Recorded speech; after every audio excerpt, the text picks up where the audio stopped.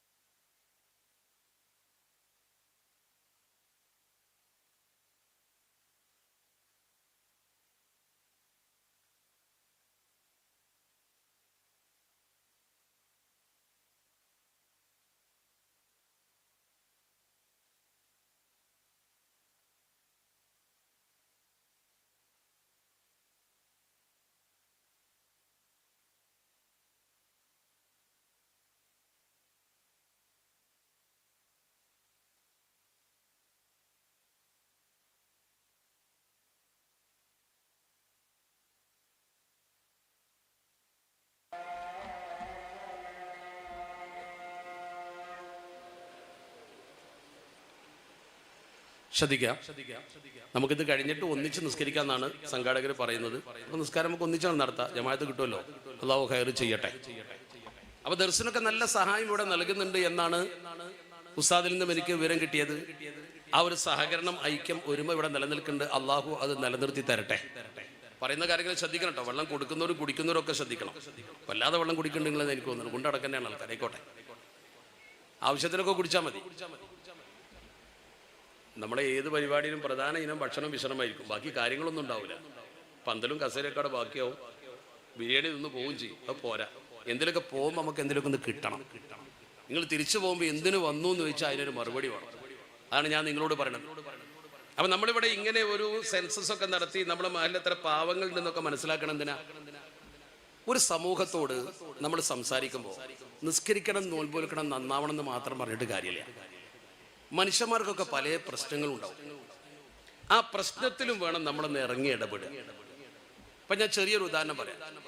ഇപ്പം നമ്മുടെ നാട്ടിൽ നമ്മൾ സാമ്പത്തിക ദാരിദ്ര്യമുള്ള കുറേ മനുഷ്യന്മാരുണ്ട്. ഇപ്പോഴത്തെ കാലത്തൊക്കെ ഒരു 4-5 പെൺകുട്ടികളെ കെട്ടിക്കാൻ ഒരു വീട്ടിലുണ്ട് എന്ന് ഇരിക്കുക. എന്തൊരു കഷ്ടപ്പാടായിരിക്കും വീട്ടിലേക്ക് ഇപ്പോഴത്തെ നമ്മുടെ സാമൂഹ്യ അവസ്ഥ വെച്ചിട്ട്. ആ പിതാവിൻ്റെ കഷ്ടപ്പാട് എത്ര വലുതായിരിക്കും. അയാൾ നമ്മുടെ മഹലിൽ നമ്മളെ കൺമുന്നിൽ ജീവിക്കുന്ന ആളാണ്. ആ സാധു ഒരു കല്യാണം നടത്തും. ചിലപ്പോൾ ഈ മകളെ കല്യാണം നടത്തുന്നത് അടിയാധാരം പണയം വെച്ച് ബാങ്കിൽ നിന്ന് പലിശ എടുത്തിട്ടേക്കാം. പലിശക്ക് പണം എടുക്കും. ഇതൊരു സത്യം നിങ്ങൾ ആലോചിച്ചു. അയാൾ കല്യാണം നടത്തും, നമ്മളെയൊക്കെ വിളിക്കും. എല്ലാ മാന്യന്മാരും ചെല്ലും. സുഖമായിട്ട് ഭക്ഷണം കഴിച്ച് പോരും. ഇയാൾ ഈ കല്യാണത്തിന് വെച്ച് വിളമ്പി ഈ ചോറേതാ? അടിയാധാരം ബാങ്കിൽ പണയം വെച്ച് പലിശക്ക് വാങ്ങിയ പൈസ. ആ പലിശവന്റെ പൈസ കൊണ്ട് ഉണ്ടാക്കിയ ഭക്ഷണം കഴിക്കാൻ ഒരു പ്രയാസം നമുക്ക് ആർക്കില്ലല്ലോ. നമുക്ക് ചോറിട്ടിയാൽ മതി.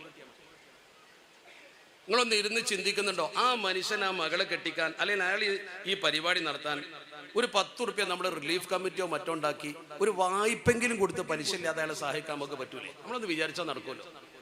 നമ്മളെ ഗൾഫിലുള്ള കുറച്ച് ആൾക്കാരൊക്കെ എത്രയോ മഹലിൽ പെടും. നിങ്ങൾക്കതൊരു സംശയം ഉണ്ടെങ്കിൽ നിങ്ങൾ വേറെ ഭാരവാഹികളുടെ ഒരു ക്ലാസ് മാത്രം വെച്ചാൽ സുന്നി മഹല്ല് ഫെഡറേഷൻ്റെ ഓഫീസിൽ നിന്ന് ആള് വന്ന് അതെങ്ങനെയെന്നാണ് പഠിപ്പിച്ചു തരും. അതിന് ആളുകളെ കയ്യിൽ നിന്ന് സംഭാവന സ്വീകരിച്ച് വിദേശ ആളുകളൊക്കെ നിക്ഷേപം നടത്തി ഒരു 10 ലക്ഷം രൂപ 20 ലക്ഷം രൂപ നമ്മൾ സ്വരൂപിച്ചവിടെ വെച്ചാൽ ഈട് വാങ്ങി വായ്പ കൊടുക്കുക, ആ സാധു തിരിച്ചടച്ചു. അല്ലെങ്കിൽ തന്നെ നമ്മൾ ഈ കാര്യത്തിലൊന്നും ഒരു ഇടപെടൽ നടത്താം. നമ്മളിങ്ങനെ ഒരു ഉപരിപ്ലവമായ പോക്കല്ലുള്ളൂ. ഇപ്പം നമ്മുടെ മഹലിലൊക്കെ ഒരുപാട് കല്യാണം നടക്കും. ഈ കല്യാണം നടക്കുമ്പോൾ എൻ്റെ മഹലിൽ നിങ്ങളെ മഹലിലാണെങ്കിൽ തന്നെ ഒരു പെൺകുട്ടിയെ കെട്ടിക്കുമ്പോൾ ഈ മഹലിനാണ് ഉത്തരവാദിത്വം. ആൺകുട്ടികൾ വേറെ മഹലിൽ നിന്ന് പെണ്ണ് കെട്ടുമ്പോൾ ആ മഹലിലെ പെണ്ണിന് അവിടെ ഉത്തരവാദിത്വം. നമ്മുടെ സിസ്റ്റം അങ്ങനെയാണ്. പെണ്ണിനെ വിവാഹം കഴിച്ചു കൊടുക്കുന്നത് ഇവിടുത്തെ കാളി ആയിരിക്കും. ആ കാളി രജിസ്റ്ററിൽ എഴുതി നിക്കാഹ് ചെയ്ത് കൊടുക്കുകയാണ്, നിക്കാഹ് ചെയ്തിട്ടുള്ള സർട്ടിഫിക്കറ്റ് കൊടുക്കുകയാണ്, അങ്ങനെയൊക്കെ ചെയ്യേണ്ടി വരും. അപ്പം നമ്മളിവിടെ നിക്കാഹ് നടത്താൻ വേണ്ടി എന്താ ചെയ്യുക? നിങ്ങളൊന്ന് ആലോചിച്ചു. നമ്മൾ ചെയ്യാറുള്ള പണി, ഒന്ന് ഒരു കല്യാണം നിശ്ചയിക്കും. നിശ്ചയിക്കാൻ നാട്ടിലെ പ്രധാനപ്പെട്ട കാരണന്മാരൊക്കെ വിളിക്കും. നിശ്ചയിച്ചു, അന്നൊരു നല്ല ഭക്ഷണമൊക്കെ കഴിച്ച് പിരിഞ്ഞു. നിശ്ചയം കഴിഞ്ഞ് പിന്നെ നിക്കാഹ് ഉണ്ടാവും. നിക്കാഹിനും നമ്മളൊക്കെ പോകും. അന്നും ഒരു ഭക്ഷണം മിക്കവാറും നല്ല ഭക്ഷണം ഉണ്ടാവും. മൂന്നാമതൊരു കല്യാണം ഉണ്ടാവും. ഇനി ചിലപ്പോൾ അത് 3 2 കഴിഞ്ഞു. ഒരു പെൺകുട്ടിയുടെ പേരിൽ 3 അല്ലെങ്കിൽ 2 ഭക്ഷണം എന്തായാലും നമുക്ക് കിട്ടും. എന്നിട്ട് പിന്നെ കല്യാണത്തിൻ്റെ അന്ന് നമ്മൾ രജിസ്റ്റർ കൊണ്ടുപോയി, നിക്കാഹിൻ്റെ അന്ന് കൊണ്ടുപോയി ആ രജിസ്റ്ററാക്കി, രജിസ്റ്ററിൻ്റെ ഫീസും വാങ്ങി, നിക്കാഹിൻ്റെ ഫീസും വാങ്ങി, പള്ളിക്കുള്ള ഫീസും വാങ്ങി, മദ്രസയ്ക്കുള്ള ഫീസും വാങ്ങി, ഒക്കെ ഓക്കെയാണ്. കാര്യമൊക്കെ റെഡിയാണ്. ഒരാഴ്ചയോ 2 ആഴ്ചയോ കഴിഞ്ഞിട്ട് ഈ പെണ്ണിനെ ഈ ചെറുക്കം കൊണ്ടുപോകണില്ല. എന്തോ ഒരു ചെറിയ പ്രശ്നമുണ്ട്. ആ പെണ്ണ് വീട്ടിൽ തന്നെയാണ്. എന്തോ ഒരു തെറ്റ്, എന്തോ ഒരു ഈഗോ ആണ്, അറിയില്ലല്ലോ, മനുഷ്യന്മാരല്ലേ. ഈ നിക്കാഹിനും നിശ്ചയത്തിനും കല്യാണത്തിനും പോയി ചോറ് തന്ന ഏതെങ്കിലും ഒരാൾ ആ വീട്ടിൽ പോയിട്ട് എന്തേ ഇപ്പം ഈ കല്യാണം മുടങ്ങിയതെന്ന് കുടുംബക്കാരല്ലാതെ ഇതിൽ പങ്കെടുത്ത കമ്മിറ്റിക്കാരോ ബന്ധപ്പെട്ട ആൾക്കാരോ കാരണന്മാരോ ചോദിക്കലുണ്ടോ? ഇല്ല. വേറെ എവിടെ നിക്കാഹുണ്ട് നോക്കുള്ളൂ, അവിടെ ചോറുണ്ടാവുള്ളൂ. ആരും പോവല്ല. നമ്മളാരും, ഞാനും പോവല്ല. ആ സിസ്റ്റം എതിരാണ്. നമ്മളെ വിളിച്ച് ഈ നിക്കാഹ് നടത്താനും ഈ നിശ്ചയിക്കാനും കൊണ്ട് ഇത് വല്ല പ്രശ്നമായ ചോദിക്കാനും പറയാൻ ആളുണ്ട് നമ്മൾ പറയണം. ആ കുടുംബക്കാർ മാത്രം പോരാ. അതിന് മഹല്ല് കമ്മിറ്റിക്ക് ഒരു സംവിധാനം വേണം. ഈ കുട്ടീൻ്റെ കൂടെ മഹല്ല് നിൽക്കും എന്നുള്ള തോന്നൽ ആ വീട്ടുകാർക്ക് ഉണ്ടായാൽ അവർ മഹല്ല് പറഞ്ഞാൽ കേൾക്കും. വരിസംഖ്യ മാത്രം വാങ്ങിയാൽ പോരാ. ആ കുട്ടീൻ്റെ പ്രശ്നത്തിൽ ഈ മഹല്ല് അതിൻ്റെ കൂടെ നിന്നേ പറ്റുള്ളൂ. അതിനെന്താ ചെയ്യാ? അതിന് വേണ്ടത് ഇത്തരം പ്രശ്നങ്ങൾ പരിഹരിക്കാൻ ഒരു മഹല്ലിൽ ഒരു നല്ല മസ്ലഹത്ത് കമ്മിറ്റി വേണം. സുന്നി മഹല്ല് ഉപദേശം പറയുന്നതാ. ഈ മസ്ലഹത്ത് കമ്മിറ്റി എന്തിനാന്ന് വെച്ചാൽ 2 കാര്യത്തിന് പറ്റും. ഒന്ന്, ഇത്തരം കല്യാണങ്ങൾ മുടങ്ങുമ്പോൾ അത് നേരെയാക്കാൻ. മറ്റൊന്ന്, വ്യക്തിബന്ധങ്ങൾ തകരുമ്പോൾ നേരെയാക്കാൻ. രണ്ടും ഞാൻ പറഞ്ഞു, അനുഭവത്തിൽ നിന്നാണ് ഞാൻ പറയുന്നത്. ഇപ്പൊ നമ്മളൊരു പെൺകുട്ടിയെ വിവാഹം ഇവിടുന്ന് ഈ മഹല്ലിൽ നിന്ന് ഏതൊരു പെൺകുട്ടിയെ ആര് കെട്ടിക്കൊണ്ടുപോയാലും ആ പെൺകുട്ടിയെ ഇവൻ കണ്ണീര് കുടിപ്പിക്കുകയോ പീഡിപ്പിക്കുകയോ അന്യായമായി തൊലാക്ക് ചെല്ലുകയോ ചെയ്താൽ, അല്ലെങ്കിൽ അവളെ അന്യാധീനപ്പെടുത്തുകയോ ചെയ്താൽ, അങ്ങനെ ഒരു പരാതി ഈ പെൺകുട്ടിക്ക് ഉണ്ടെങ്കിൽ ആ ബാപ്പയോ കുടുംബമോ മഹല്ല് കമ്മിറ്റിയോട് പറഞ്ഞാൽ നമ്മുടെ മസ്ലഹത്ത് കമ്മിറ്റിന്റെ മുമ്പിലേക്ക് ആ പുതിയാപ്പളിനെ വിരിച്ചു നിർത്താൻ പറ്റും. നിങ്ങൾക്ക് തോന്നലുണ്ടാകും, വിളിച്ചാൽ വരും എന്ന് വെറുതെ തോന്നും. പോലീസ് വരെ നമ്മളെ കൂടെ നിൽക്കും. ഈ പ്രശ്നത്തിൽ പോലീസ് ഉദ്യോഗസ്ഥന്മാരെ ബന്ധപ്പെട്ടാൽ അവര് ഈ മസ്ലഹത്തിന് വേണ്ടി ഇയാൾ വന്നില്ലെങ്കിൽ അവനെ വരുത്താനുള്ള പണി അവരെടുത്ത് ഞങ്ങൾ ചെയ്തിട്ടുണ്ടാവോണ്ടാ പറയണത്. ഈ മഹല്ലിൽ നിന്ന് ഒരുത്തന് വിവാഹം കഴിച്ചു പോയാൽ ആ പെണ്ണിനെ അവൻ പരിഗണിക്കാതിരിക്കെ കണ്ണീര് കുടിപ്പിക്കുകയോ പീഡിപ്പിക്കുകയോ ചെയ്താൽ ആ പ്രശ്നം കുടുംബത്തിന് തീർക്കാൻ കഴിയുമെങ്കിൽ മഹല്ല് കമ്മിറ്റിക്ക് തീർക്കാൻ കഴിയും. നമ്മൾ വിചാരിച്ചാൽ കഴിയും. അപ്പോഴേ ആ കുടുംബത്തിന് നമ്മളോടൊരു കമ്മിറ്റ്മെന്റ് ഉണ്ടാവും. അതേസമയത്ത് നമ്മളെ പെണ്ണിന്റെ അടുത്താണ് കുഴപ്പമെങ്കിലോ നമ്മൾ ഒതുങ്ങി കൊടുക്കേണ്ടി വരും. പെൺകുട്ടീൻ്റെ അടുത്താണ് കുഴപ്പമെങ്കിൽ നമ്മൾ ഒതുങ്ങി കൊടുക്കേണ്ടി വരും. അല്ല, ഇവിടുന്ന് കല്യാണം കഴിച്ചാൽ പുതിയാപ്പൻ്റെ അടുത്താണ് പ്രശ്നം എങ്കിൽ തീർച്ചയായും അതിന് പരിഹാരം കാണാൻ കമ്മിറ്റി വിചാരിച്ചാൽ നടക്കും. നിങ്ങൾ ആലോചിച്ചു, നിങ്ങളതിന് ബലഹീനത കരുതണ്ട. പോലീസ് ഉദ്യോഗസ്ഥന്മാരും നിയമമൊക്കെ നമ്മളെ കൂടെ നിൽക്കും. ഞങ്ങളൊക്കെ ഞങ്ങളെ മഹലിൽ ചെയ്യുന്നുണ്ടല്ലോ, കൃത്യം ചെയ്യുന്നു. നിങ്ങൾ സംശയം ഉണ്ട് എൻ്റെ മഹലിൽ ഒന്ന് പെണ്ണിട്ട് നോക്കിയപ്പോൾ കാണാൻ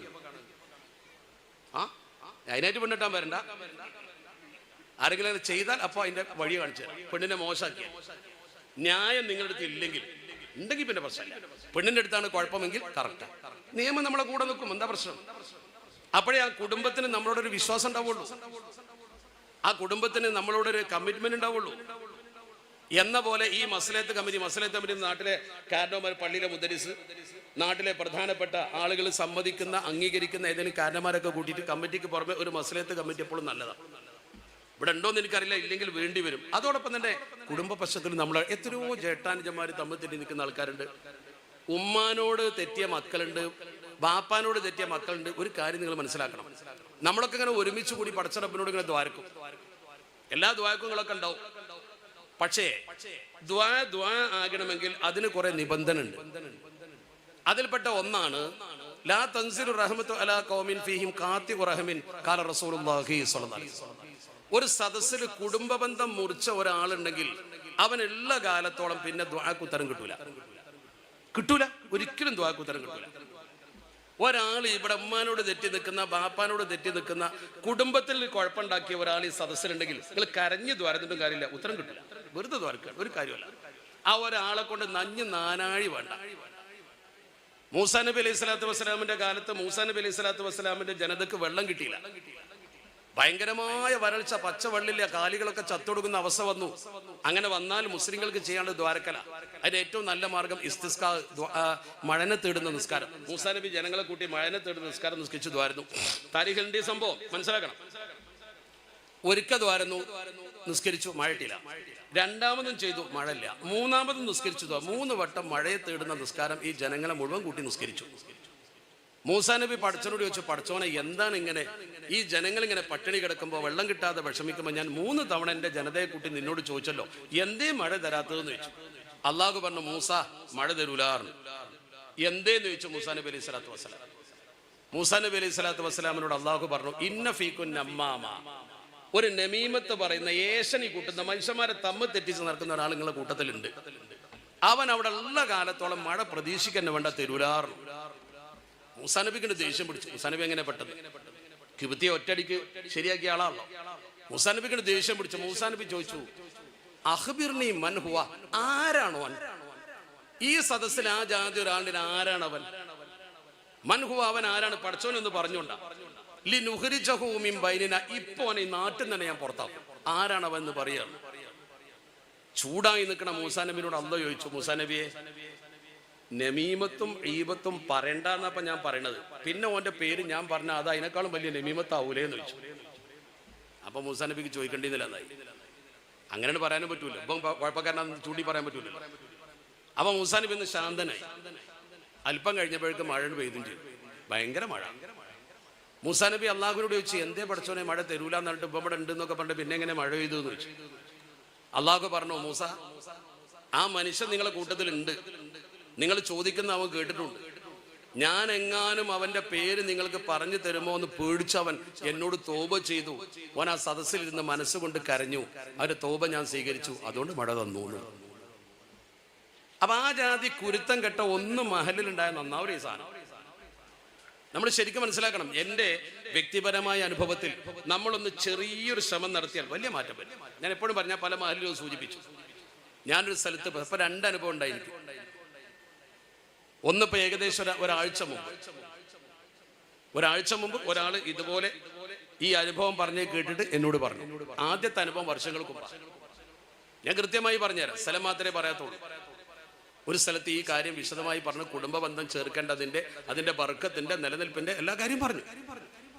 രാത്രി ആ പ്രോഗ്രാം കഴിഞ്ഞ് ഞാൻ പോകുന്ന സമയത്ത് ഒരു മധ്യവയസ്കൻ എന്റെ വാഹനത്തിന്റെ അടുത്ത് വന്നു.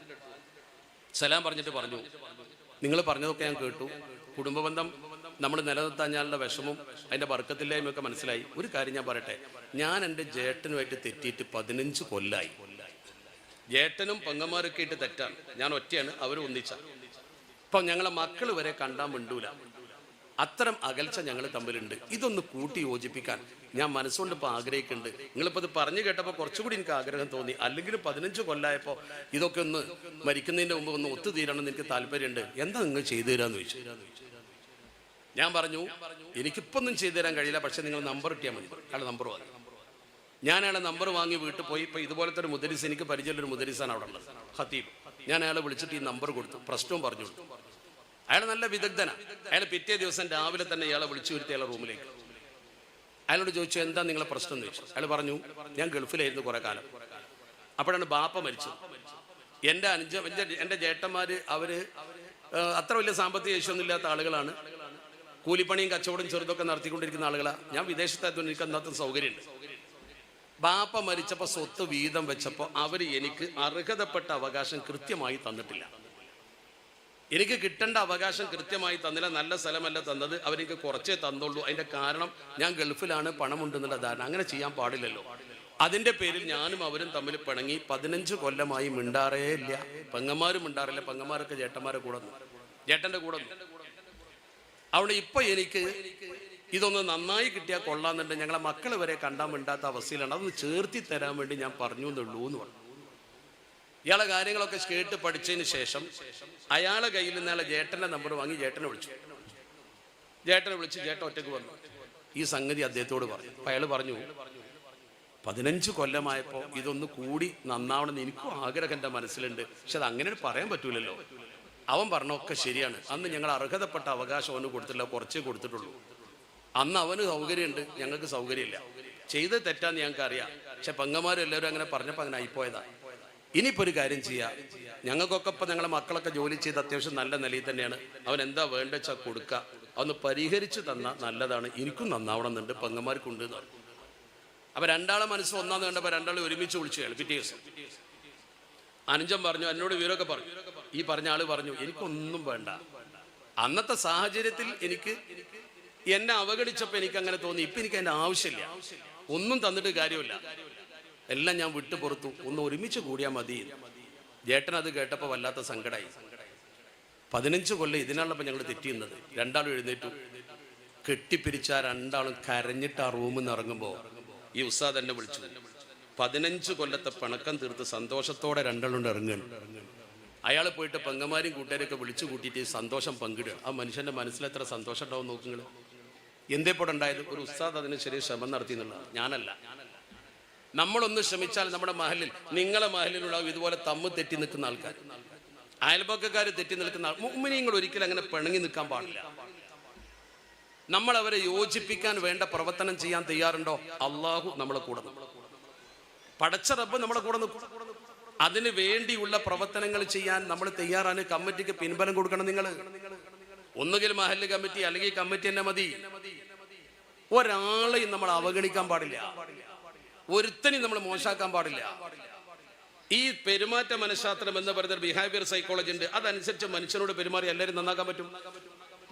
ഞാൻ എൻ്റെ ഒരു പ്രിയപ്പെട്ട സുഹൃത്തിൻ്റെ ഉദാഹരണം എല്ലാ സ്ഥലത്തും പറയാറുണ്ട്. മഹല്ല് കമ്മിറ്റിയുടെ സംഗമത്തിൽ എനിക്കെൻ്റെ മനസ്സിൽ തട്ടിയൊരു കാര്യം ആയതുകൊണ്ടാണ്. ഇദ്ദേഹത്തെ പോലെ ജോലി ചെയ്യുന്ന ഒരു പ്രഗത്ഭനായ മുദരിസ്, പക്ഷെ അയാൾ കുറച്ച് ഭൗതിക വിദ്യാഭ്യാസം കൂടി, കൗൺസിലിംഗ് സൈക്കോളജിയിലൊക്കെ ബിരുദമുള്ള ആളാണ്. അയാൾ ആ മഹല്ല് ഖത്തീബ, ആഴ്ചയിൽ ആകെ 2 ദിവസം അയാൾ അവിടെ ഉണ്ടാവും. അയാൾ പിന്നെ വ്യാഴാഴ്ച വരും, അന്ന് രാത്രി ക്ലാസ്സും സ്വലാത്തൊക്കെ ഉണ്ടാവും, പിറ്റേ ദിവസം വെള്ളിയാഴ്ച കുത്തുബ് ചെയ്ത് അയാൾ പോരും. അത്രേ ഉള്ളൂ. ആഴ്ചയിൽ 2 ദിവസം ഇയാൾ ആ മഹല്ലിൽ വരുന്നു. അപ്പൊ ഇയാൾ പറയും, ഇങ്ങനെ വെള്ളിയാഴ്ച കുത്തുബോധി പോകുന്ന ഇയാൾ പറയും, വെള്ളിയാഴ്ച വേണേ ഞാനിവിടെ നിൽക്കാം, 2 ആഴ്ച കൂടുമ്പോൾ ഒരു ദിവസം. നമുക്ക് വെള്ളിയാഴ്ച ജുമാ കഴിഞ്ഞ് അസർ നിസ്കാരം കഴിഞ്ഞതിന് ശേഷം മഗ്രിബ് വരെയുള്ള ടൈമുണ്ടല്ലോ, ആ ടൈമിൽ ഈ മഹലിലെ രോഗികളുള്ള സാമ്പത്തിക പ്രയാസമുള്ള ആൾക്കാരെ വീടുകളൊക്കെ ഒന്ന് സന്ദർശിച്ച് അവർക്കൊരു സമാധാനം കൊടുക്കാം, പോയി ഒന്ന് ദ്വാരം നോക്കി കൊടുക്കാം, നിങ്ങൾ എൻ്റെ കൂടെ നിൽക്കുമെന്ന് ചോദിച്ചു. കമ്മിറ്റിക്കാർക്ക് ഇപ്പോൾ അത് വലിയൊരു കാര്യമായിട്ട് തോന്നിയില്ല.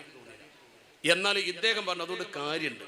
കിടപ്പ് രോഗികളുണ്ടാവും. ഒരു കിടപ്പ് രോഗി വീട്ടിൽ ഇങ്ങനെ കിടക്കുമ്പോൾ മനുഷ്യന്മാരുടെ ഈ പെരുമാറിയ ഒരാളാവുമ്പോൾ അയാൾക്ക് ഇങ്ങോട്ട് വരാൻ പറ്റാത്ത അവസ്ഥ ഉണ്ടാകുമ്പോൾ അയാളെടുത്തേക്ക് അങ്ങോട്ട് ചെന്ന് അയാൾക്കൊന്ന് ദ്വാരം കൊടുത്താൽ വലിയൊരു ഹൈറ. രോഗികളുടെ അടുത്ത് ചെല്ലുന്നത് നല്ലതാ, രോഗസന്ദർശം കൂലിയിട്ട് തരണതാ. ആ രോഗിൻ്റെ അടുത്ത് ചെന്നിട്ട് അയാൾക്ക് വേണ്ടി ഒന്ന് ദ്വാരം കൊടുക്കുക, അങ്ങനെ രോഗം സുഖാട്ടെ എന്ന് പറയാം. സാധാരണ നമ്മൾ പെണ്ണുങ്ങളൊക്കെ പോണാരി പോരുത്. സാധാരണ പെണ്ണുങ്ങൾ ഏതെങ്കിലും രോഗിൻ്റെ അടുത്ത് പോകും, എന്താ രോഗം എങ്ങനെ, ഇതുകൊണ്ട് തന്നെയാണ് മറ്റോ മരിച്ചത് അറിയാം. ആ ജാതിനെ അടുപ്പിച്ചിട്ടൊരു കാര്യമല്ല. അതോടുകൂടി ആ രോഗം അപ്പം കൂടും. അങ്ങനെയാണ്.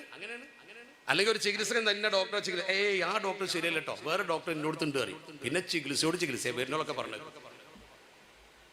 ഞാൻ കുറ്റപ്പെടുത്തല്ല. ഇദ്ദേഹം പറഞ്ഞു നമ്മൾ അവിടെ ചെന്നൊരു ആശ്വാസം പകരുക, ആയിക്കോട്ടെ, അതുകൊണ്ട് കാര്യമുണ്ട് എന്ന് പറഞ്ഞു. ഇയാൾ വേറെ ഏതോ മഹലിലൊക്കെ നടപ്പാക്കി പരിചയമുള്ളതുകൊണ്ടാണ് പറഞ്ഞത്. ഇവർ കൂടെ നിന്നു. അങ്ങനെ ഈ മഹലിലെ കിടപ്പ് രോഗികൾ ആദ്യം അത് കഴിഞ്ഞിട്ട് വേറെ പണിയുണ്ടെന്ന് തന്നെ പറഞ്ഞു കൊടുത്തു. ആകെപ്പാടെ 2 ആഴ്ച കൂടുമ്പോൾ ഒരു ദിവസമേ ഉള്ളൂ. വസന്റെ ശേഷം മഗ്രിബ് വരെയുള്ള 2 വീട്ടിൽ മാക്സിമം 3 വീട്ടിൽ പോകാൻ പറ്റും.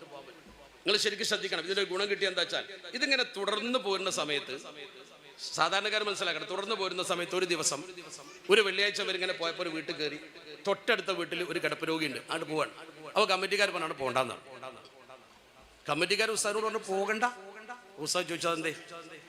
അയാൾ മുഴുക്കള്ളുടിയനാണ്. ജമാഅത്തിന് വരൂല, ജുമാക്കും വരൂല. അയാൾക്കൊരു മകനുണ്ട്, മകനും കള്ളുടിയനാണ്. അവനും പള്ളിക്കും വരില്ല, ഒന്നിനും വരില്ല. ഇപ്പൊ എന്താ സംഭവിച്ചതെന്ന് വെച്ചാൽ, ഈ വ്യക്തി മരം മുറിക്കുന്ന ആളാണ്. മരം മുറിച്ച് അതുകൊണ്ട് കൂലി വാങ്ങി ജീവിക്കുന്ന മനുഷ്യനാണ്. 2 പെൺമക്കളും ഭാര്യയും ഒരു ആൺമക്കൂട്ടി കുടുംബത്തിലുണ്ട്.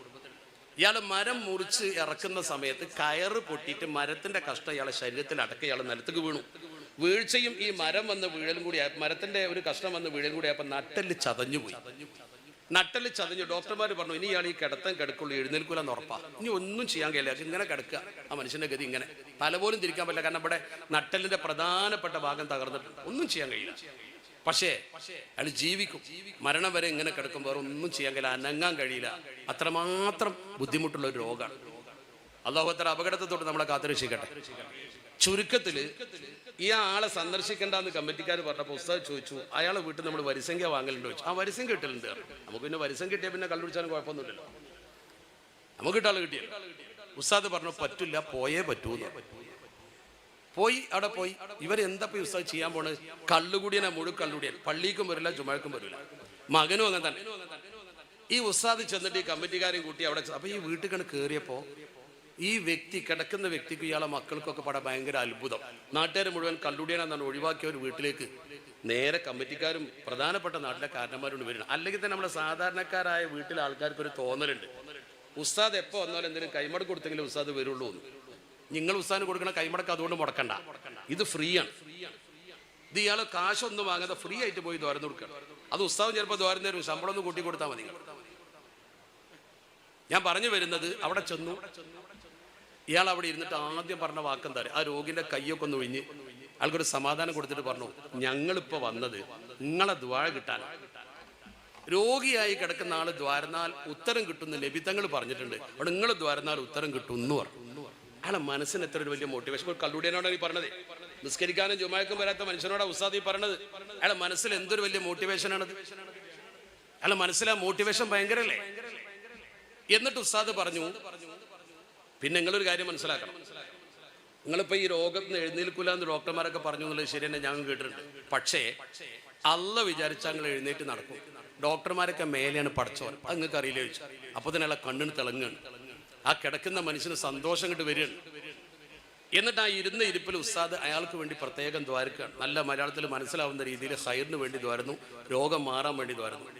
മദ്യപാനത്തെക്കുറിച്ചോ അയാൾ ജീവിച്ചിരിക്കുന്ന അയാൾ നല്ല നിലക്ക് നിൽക്കുന്ന സമയത്ത് പള്ളിക്ക് വരാത്തതിനെ കുറിച്ചോ മകൻ പള്ളിക്ക് വരാത്തതിനെ കുറിച്ചോ ഒന്നും ചോദിച്ചില്ല, പറഞ്ഞില്ല. പുറത്തിറങ്ങിയപ്പോൾ ഈ മകൻ അത്ഭുതത്തോടു കൂടി വരെ യാത്രയൊക്കെയാണ്. വല്ലാത്തൊരു സംഭവമുള്ളത്. ആ മകൻ പിന്നാലെ വന്നു, ആ മകനെ ചേർത്ത് പിടിച്ചുകൊണ്ട് ആ ഉസ്താദ് പറഞ്ഞ തലേ കൈയച്ച് ദ്വാരന്നിട്ട് പറഞ്ഞു, മോനെ ബാപ്പ രോഗിയായി കിടക്കുകയാണ്, വീട്ടിന്റെ കാര്യമൊക്കെ ചെയ്യാൻ നോക്കേണ്ടത്, നല്ലോണം ശ്രദ്ധിച്ചോ, ഈ ഗതി എല്ലാവർക്കും വരും, ബാപ്പാനെ ശരിക്കും നോക്കിയാൽ നിനക്ക് നല്ല കൂലിയും കിട്ടും എന്ന് ദ്വാരുന്നു. ഈ കുട്ടീനെ മനസ്സാകണ പതറാണ്. ഇന്നലെ വരെ ഒരാളും പറയാത്ത വാക്കാണ് ഈ കേൾക്കുന്നത്. എല്ലാവരും കള്ളുകൂടിയാണെന്നാണ് ആട്ടി നിർത്തിയ ഒരു അവസ്ഥ ഇവർക്കുള്ളൂ. ഉസ്താദിന്റെ കൂടെയുള്ള കമ്മിറ്റിക്കാർ ചോദിച്ചു, എന്തേ ഇപ്പൊ അതുകൊണ്ട് കിട്ടി, ആ കള്ളു കുടിക്കരുത് ആ കുട്ടീനോടെങ്കിലും ഒന്ന് പറഞ്ഞുകൂടെയെന്നോ. ഈ ഉസ്താദ് പറഞ്ഞ ഒന്നും ഇപ്പൊ പറയണ്ട, 50 മതി എന്ന് പറഞ്ഞു. എല്ലാവരും പോയി. അത്ഭുതം എന്ന് പറയട്ടെ, അന്ന് അവര് പോയി. പിറ്റേ ദിവസം സുബൈന്റെ ജമാഅത്ത് നടക്കുമ്പോൾ ജമാഅത്തിന് വന്ന കാരണന്മാരും ബന്ധപ്പെട്ട ഒരു ഉസ്താദും ജമാഅത്ത് കഴിഞ്ഞ് സലാം വീട്ടി തിരിഞ്ഞു നോക്കുമ്പോൾ സൊഫിൽ ഇവിടെ കൂടെ നിസ്കരിക്കാൻ ഈ കാലം വരെ പള്ളിക്ക് വരാത്ത ജുമഅക്കും വരാത്ത ഈ ചെറുപ്പക്കാരൻ പള്ളിയിലുണ്ട്. സുബൈക്കോ വന്നിരിക്കണം. ഉസ്താദ് അവനെ പ്രത്യേകം വിളിച്ചിട്ട് ചോദിച്ചു, എന്താണ് നിനക്ക് പറയാനുള്ളതെന്ന് ചോദിച്ചു. അവൻ പറഞ്ഞു, നിങ്ങൾ ഇന്നലെ വന്ന് പറഞ്ഞിട്ട് രാത്രി എനിക്ക് ഉറക്കം വന്നില്ല, ഞാനിങ്ങനെ കള്ളു കുടിച്ച് വാപ്പാന്റെ കൂടെ ഇങ്ങനെ നടന്നു എന്നുള്ളൂ. അവൻ കള്ളു കുടിച്ച് വാപ്പാനെ പോലെ, വാപ്പാനെ പറയിപ്പിക്കാത്ത മോനാണ്,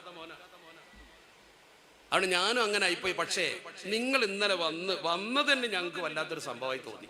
പിന്നെ നിങ്ങൾ പറഞ്ഞ വാക്ക് എൻ്റെ മനസ്സ് ഇന്നലെ രാത്രി തീരെ ഉറങ്ങിയില്ല. ഞാനൊരു പ്രതിജ്ഞ ചെയ്തിട്ടുണ്ട്, ഇനി ഞാൻ കൃത്യമായി പള്ളിയിൽ വരും, ളുഹ്റുക്കും അസ്ർക്കും ഉണ്ടാവില്ല, ജോലിക്ക് പോകും, സുബൈക്കും മഗ്‌രിബിനും ഇശാനും ഞാനിവിടെ ഉണ്ടാവും, ഞാൻ ഇനി ഒരിക്കലും കള്ളു കുടിക്കൂല. എൻ്റെ ബാപ്പയും പറഞ്ഞിട്ടുണ്ട്, ഇനി കള്ളു കുടിക്കൂല, എപ്പോൾ ഏതായാലും കുടിക്കൂല, പക്ഷെ ഇനി ഞാൻ എഴുന്നേറ്റ് നടന്നാലും ആ സാധനം ഞാൻ തൊടൂല, കൃത്യമായി പള്ളിയിലിരുന്ന് ബാപ്പയും പറഞ്ഞിട്ടുണ്ട്, നിങ്ങൾ ബാപ്പാക്ക് വേണ്ടി ദ്വാരക്കണം. ഈ ചെറുപ്പക്കാരൻ പറയാം. ഈ ഉസ്താദിന്റെ ഒരു മനോഹരമായ ഒരു സമീപനം കൊണ്ട് ഒരു കുടുംബത്തിലുണ്ടായ മാറ്റം കണ്ടെങ്കിൽ അതിനൊക്കെ കിട്ടുന്ന കൂലി എത്ര? ഈ ജാതി എന്തെങ്കിലും ഒരു നല്ല പ്രവർത്തനം നമ്മൾ നടത്തണം. നമ്മളെപ്പോഴെങ്കിലും നിസ്കരിക്കാത്ത ഒരു കുട്ടി പള്ളിക്ക് കയറുന്ന അങ്ങനെ നോക്കും, ആഹാ അവനും വന്നോ എന്ന്, പിന്നെ അവനോട് വരില്ല. നമ്മളങ്ങനെ ചെയ്യുള്ളൂ. ഒരാളെ ചേർത്ത് പിടിക്കാനുള്ള ഒരു പണി നമ്മളെ കയ്യിലുണ്ടാവില്ല. നമ്മളെപ്പോഴും ചേർത്ത് പിടിക്കുക. എന്ന പോലെ നമ്മുടെ സമൂഹത്തിൽ ഒരുപാട് പ്രശ്നങ്ങൾ, മഹലിലുള്ള ഒരുപാട് പ്രശ്നങ്ങൾ. ചെറുപ്പക്കാരോട് എനിക്കൊരു കാര്യം പറയണം, പ്രത്യേകിച്ച് ചെറുപ്പക്കാരോട്. ഇപ്പോ എല്ലാ മഹലിൽ നിന്നും കേൾക്കുന്ന ഒരു വലിയ പ്രശ്നം, നല്ല മുസ്ലിം തറവാട്, നിസ്കരിക്കുന്ന, നോമ്പ് വെക്കുന്ന, സക്കാത്ത് കൊടുക്കുന്ന നല്ല കുടുംബം, പള്ളിക്കും മദ്രസക്കൊക്കെ സഹായിക്കുന്ന കുടുംബം. ഇപ്പൊ അടുത്ത് എനിക്കുണ്ടായ അനുഭവം ഞാൻ പറയുന്നു. എന്റെ അനുഭവം എന്ന് പറഞ്ഞാൽ ഒരു പ്രിയപ്പെട്ട സുഹൃത്ത് ഗൾഫിൽ ജോലി ചെയ്യുന്ന ആളാണ്. അയാൾക്ക് ഒരു മകളേ ഉള്ളൂ, ഒറ്റ മകള്. ഈ മകളെ ശരിക്കും പഠിപ്പിച്ച് എഞ്ചിനീയറിംഗ് കോളേജ് ചേർത്തു. എഞ്ചിനീയറിംഗ് കോളേജ് ചേർത്തിട്ട് എഞ്ചിനീയറിംഗ് കോളേജിൽ ഫൈനലാണ്, ലാസ്റ്റ് സെമസ്റ്റർ. അപ്പൊ ഇയാൾ കല്യാണം ആലോചിക്കാൻ തുടങ്ങി. പെൺകുട്ടിക്ക് കല്യാണം ആലോചിച്ച് വീട്ടിലേക്ക് കല്യാണം കാണാൻ വേണ്ടി ആള് വരും, നല്ല കുടുംബത്തിൽ വരും, പക്ഷെ പെണ്ണിന് പറ്റൂല. ഒരു 5-6 എണ്ണം ഇങ്ങനെ ആവർത്തിച്ചപ്പോൾ ബാപ്പനെ ഗൾഫിൽ വന്നു. നല്ലൊരു കുടുംബത്തെ കണ്ടെത്തി ഒരാളെ വിവാഹം കാണുന്നതിന് വേണ്ടി ആദ്യം വന്നു. ഇവൾക്ക് അതും പറ്റണില്ല. അവസാനം ബാപ്പ ഈ പെണ്ണിനോട് ചോദിച്ചു, ഒറ്റക്ക് വിളിച്ചിട്ട്, എന്താ മോളെ നിനക്ക് പ്രശ്നം? നല്ല തറവാട്ടിൽ ഒരു കുറവില്ലാത്ത നല്ല ചെറുപ്പക്കാർ, സൗന്ദര്യമുള്ള ചെറുപ്പക്കാർ വന്നിട്ട് നീ കല്യാണം സമയങ്ങളിൽ എന്താ സംഭവം എന്ന് വെച്ചു. വളരെ ഓപ്പണായിട്ട് പറഞ്ഞു, ഞാൻ എൻ്റെ ക്യാമ്പസിൽ ഒരു ചെറുപ്പക്കാരനുമായിട്ട് വിവാഹം കഴിച്ചോളാം എന്നുള്ള കരാറിലാണ് ഇപ്പം ഉള്ളത് എന്ന് പറഞ്ഞു. നമ്മളതിന് പ്രേമം സ്നേഹം എന്നൊക്കെ പറയും, എന്ത് പറഞ്ഞാലും വേണ്ടില്ല. ഇയാൾ കൃത്യമായി ഈ ചെറുപ്പക്കാരൻ്റെ അഡ്രസ്സ് വാങ്ങി അയാളെ നാട്ടിൽ പോയി അന്വേഷിച്ചു. നോക്കുമ്പോൾ മുസ്ലിം തന്നെയാണ്, പക്ഷേ ഇയാളുടെ കുടുംബത്തിലേക്ക് കയറ്റാൻ പറ്റിയ ഒരു യോഗ്യതയില്ല എന്ന് മാത്രമല്ല, നിസ്കാരം പോലും ഇല്ലാത്ത, ദീനീബോധം പോലും ഇല്ലാത്തൊരു കുടുംബം. ഇയാൾക്കാണെങ്കിൽ കൃത്യമായി ഇസ്ലാമിക ബോധവും ഇസ്ലാമിക താല്പര്യം. ഒരു നിലക്കും ആ കുടുംബത്തോട് ഇസ്ലാമികമായി യോജിക്കില്ല. ഇയാൾക്ക് ഭയങ്കര സങ്കടം. കാരണം ഒന്നും നിസ്കരിക്കുന്ന ഒരു ചെറുപ്പക്കാരനാവണ്ടേ, ഇവൻ കയ്യും കാലും കാണിച്ച് പെണ്ണിനെ പാട്ടിലാക്കി തിരിച്ചുണ്ടാവും അത്. ഈ രീതിയിൽ ഇയാൾ അവസാനം ഈ പെണ്ണിനോട് വന്നു പറഞ്ഞു, മോളെ ഞാൻ നിന്നെ ഇത്ര കാലം നോക്കി വളർത്തി പഠിപ്പിച്ച് നല്ലൊരു അവസ്ഥയിൽ എത്തിക്കാൻ വേണ്ടിയിട്ടാണ് ഈ ശ്രമം നടത്തി. ഞാൻ അബുദാബിയിൽ അധ്വാനിക്കുന്നത് നിനക്ക് വേണ്ടിയിട്ടാണ്. അബുദാബിയിൽ ഞാൻ പറഞ്ഞു പോയി, അതിന് പറയാൻ പാടില്ല. അങ്ങനെ ഭയങ്കര പ്രയാസം ഇയാൾ പറയാം. പെണ്ണിനോട് പറഞ്ഞു, മോളെ ഒരു കാര്യം ചെയ്യും, തൽക്കാലം ആ വിവാഹം വേണ്ട, നല്ലൊരു വിവാഹം നമുക്ക് ആ കുട്ടിനെ നമ്മുടെ വീട്ടിൽ കയറ്റാൻ പറ്റില്ല മോളെ. ദീനീബോധമില്ലാത്തൊരു കുടുംബത്തിൻ്റെ കുട്ടിക്ക് വിവാഹം കഴിച്ചാൽ ഞാൻ തയ്യാറല്ല. പെണ്ണ് ഓപ്പണായിട്ട് വാപ്പാനോട് പറഞ്ഞു, നിങ്ങൾ വിവാഹം നടത്തി തരണമെന്നില്ല, ഓനെ ഈ വീട്ടിൽ കയറ്റണമെന്നില്ല, ഞങ്ങൾ ഓൻ്റെ കൂടെ പോയിക്കോളാം. ഞാൻ ഓൻ്റെ കൂടെ പോയിക്കോളാം. ഈ ബാപ്പാൻ്റെ മനസ്സ് തകരാൻ വേറെ എവിടെയെങ്കിലും പോകണം. ആ ബാപ്പാൻ്റെ മനസ്സ് വേദനിച്ചു എന്ന് മാത്രമല്ല, അങ്ങനെ ഒരു പെണ്ണ് ഇറങ്ങിപ്പോയ കുടുംബത്തിനുണ്ടാകുന്ന മാനഹാനി എത്രയാ. അയാളെ ജേട്ടാനുജന്മാർക്ക് മക്കളുണ്ട്, ആ കുടുംബത്തിന് മാനഹാനി വരൂലേ. ചേട്ടൻ്റെ മകൾ ഇങ്ങനെ ചാടിപ്പോയതെന്ന് പറയില്ലേ. അവസാനം അയാൾ നിർബന്ധിതമായി ആ കല്യാണത്തിന് തയ്യാറായി. നിക്കാഹിന് പങ്കെടുക്കുമ്പോൾ കണ്ടൊരു കാഴ്ച നിങ്ങൾക്ക് ആൾക്കാർക്ക് അത് അധികം അറിയില്ല, അറിയുന്നവർക്ക് അറിയുള്ളൂ.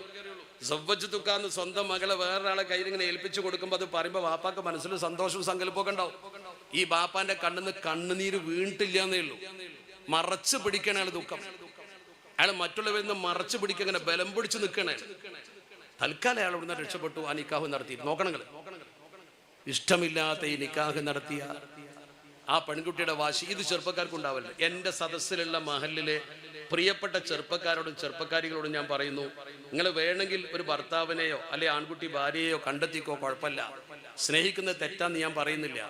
മറിച്ച് ഒരു കാര്യം മനസ്സിലാക്കണം, നിങ്ങൾ ഏത് ഇണയെ തിരഞ്ഞെടുത്താലും ബാപ്പാക്കും ഉമ്മാക്കും തൃപ്തി ഇല്ലാത്തൊരു ഇണയെ നിങ്ങൾ കൊണ്ടുവരുന്നൊരവസ്ഥ വന്നാൽ ആ കുടുംബം കുളന്തോണ്ട് മക്കളെ ഒരു നിലക്കും നിങ്ങൾക്ക് ബർക്കത്തുണ്ടാവില്ല. നിങ്ങളെ പോറ്റി വളർത്തി കൊണ്ട് നടന്ന ഒരു ഉമ്മ ഒരു ഉപ്പ അവരെ നിങ്ങൾക്കൊരു ബന്ധം ആവശ്യമുള്ള സമയത്ത് അത് കണ്ടെത്തും. അവര് കണ്ടെത്തിയത് തന്നെ നിങ്ങൾ എടുത്തോളുന്നില്ല. അത് പറ്റില്ല അടുത്ത് നോക്കാം, അത് പറ്റില്ല അടുത്ത് നോക്കാം, കാണാലോ അന്വേഷിക്കാലോ. പക്ഷേ അന്തിമമായി നിങ്ങൾ തീരുമാനിക്കുമ്പോൾ ബാപ്പാക്കും ഉമ്മാക്കും ഇഷ്ടം പാടും. നിങ്ങൾ സ്വന്തം കണ്ടെത്തിയ ബാപ്പയും അംഗീകരിക്കണം.